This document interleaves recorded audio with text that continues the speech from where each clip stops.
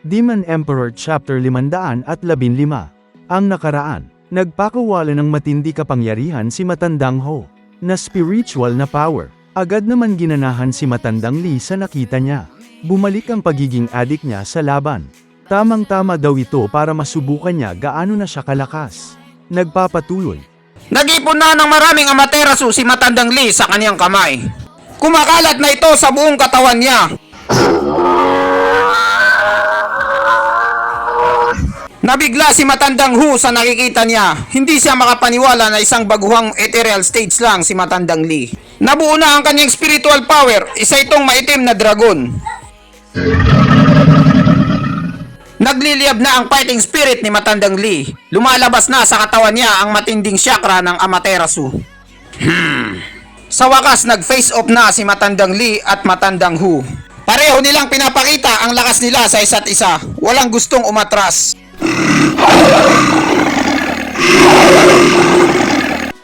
Papaano itong bagong ethereal stage na cultivator? Kaya niyang makipagsabayan sa akin ang spiritual na power ko. Samantala, ako'y bitiranong third stage na ethereal. Grabe talaga to. Hindi ako makapaniwala. Hindi ako naniniwala dahil ang isang katulad kong malakas, pogi, gwapo, makisig, ay hindi kayang pabagsakin ang isang baguhang ethereal stage na katulad mo!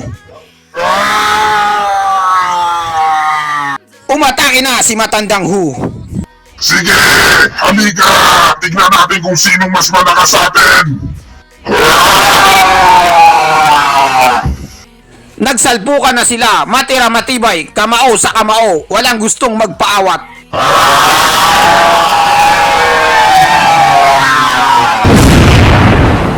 Napakalakas ng salpukan nila. Patay lahat ng germs na malapit sa kanila, 99%. Patuloy pa rin ang sagupa nila, walang gustong umatras.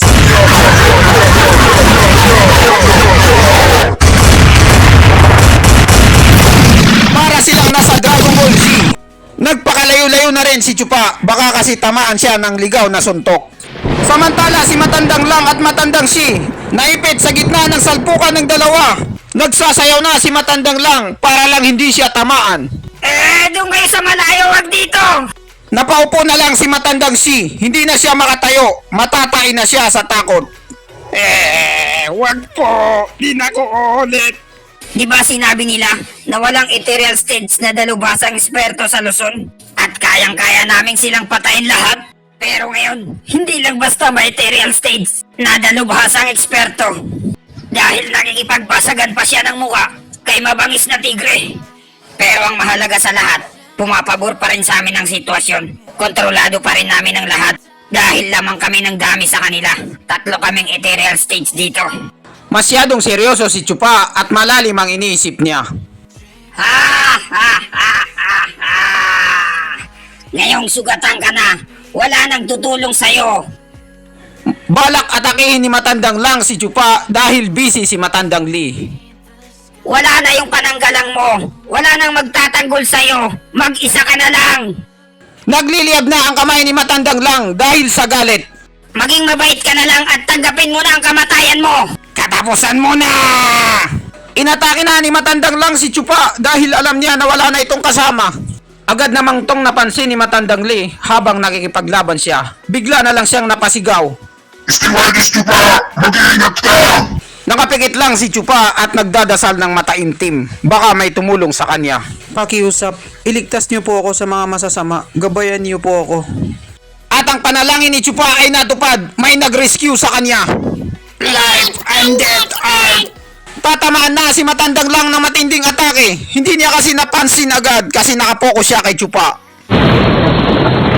Sapol na sapol si Matandang Lang. Critical na naman ang kalagayan niya.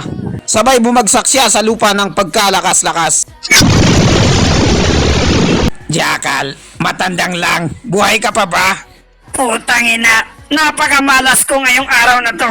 Ilang beses akong napuruhan. Nanginginig pa si Matandang Lang dahil sa tinamo niyang pinsala. Yung dalawang magjowang matanda lang pala ang tumira sa kanya. Samantala si Chupa ay nakachill lang sa taas. Walang hiya. Anong klaseng lugar to? Paano nangyaring dalawang Piak Radiant Stage na eksperto? Nasugatan nila ako. Delikado na ang kalagayan ni Matandang Lang. 50-50 na siya. Nagwawala na si Matandang Lang para siyang asong ulol. Pagpipira-pirasuhin ko kayo! Ang ina nyo! Bumalik siya sa pagiging matino nung tinapik siya ni Matandang Shi. Hoy, relax ka lang. Huwag kang masyadong seryoso sa buhay. Ha. Ipaubaya mo na sa akin yung dalawang bagong dating. Lalo na yung maganda. Ha. Umandar na naman ang kalibugan ni Matandang Si o mas kilalang malibog na ahas. May biglang bumagsak na apoy sa harap nilang dalawa. Hoy, ikaw, gago ka. Anong sinabi mo? Nang duduro na si Matandang Kalbo o mas kilalang Matandang Q. Matandang Q, Ate Sui. Isa siyang 2 grado ng ethereal stage. Mag-iingat kayo. May hirapan kayong labanan siya kahit magkasama pa kayo.